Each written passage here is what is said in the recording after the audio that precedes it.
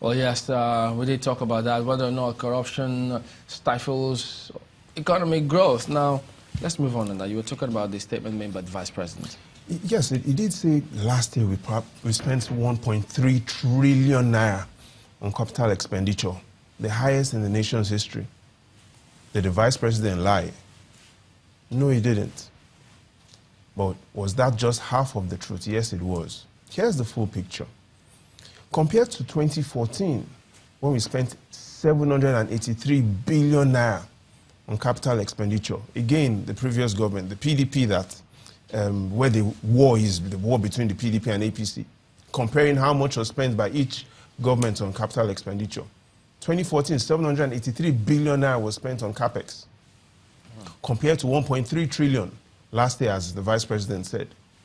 Well, here's the real illusion. 783 billion naira of 2014 is equivalent to 1.1 trillion naira of 2017. And so there isn't significant difference between how much capex was spent in the final year of the Jonathan administration. As a result of inflation, of course. As a result of inflation. So it's still pretty much about the same thing in real terms. But here's the main challenge, Chamberlain. We're celebrating 1.3 trillion naira today. There's a man in the eye of the storm in the US, Facebook, Mark Zuckerberg. For capital expenditure last year, Facebook spent 2 trillion naira. And so Facebook, on buying its servers, on its equipment, outspends the Federal Republic of Nigeria. Between 2015 and date, the federal government hasn't earned revenue of 12 trillion naira. Only last year, Mark Zuckerberg's firm earned 12 trillion naira in revenue. The FG earned only 2.7 trillion naira. So Facebook is earning significantly more than the Federal Republic of Nigeria. Facebook is spending significantly more than the Federal Republic of Nigeria. Does that mean our revenue is going down? Our productivity is going down. Facebook has only 25,000 employees. Nigeria has 69 million people employed. Just think about that for a moment.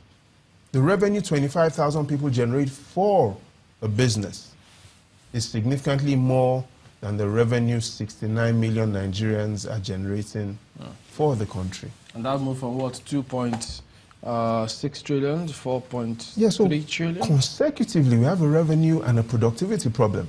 For 5 years consecutively, the FG has been earning significantly less money. Our revenue has been tumbling down in the last 5 years. And so if someone says there's nothing consistent about Nigeria, that's false. Revenue tumbling down is consistent. And like a wise man once said, the best way to fight corruption is not to fight corruption.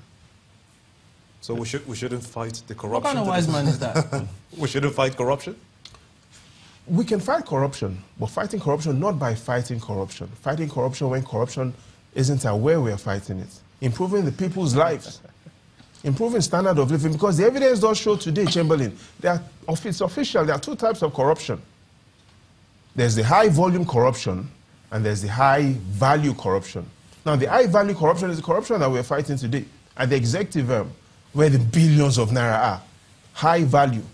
Now there's the high volume corruption where Nigerians are concerned about police officers, the volumes and the difficulty in having to pay a bribe to get your vehicle registration, customs, immigrations. So that is high volume. And indeed, in the final analysis, we should realize that today in Nigeria, corruption is a religion. Corruption is a religion, and we'll talk about how people practice the religion of corruption next week. All right, so there you go. So I think basically what people want to see is the economy being fixed. So when that happens, who knows, it won't put pressure on them to, nibble here and there.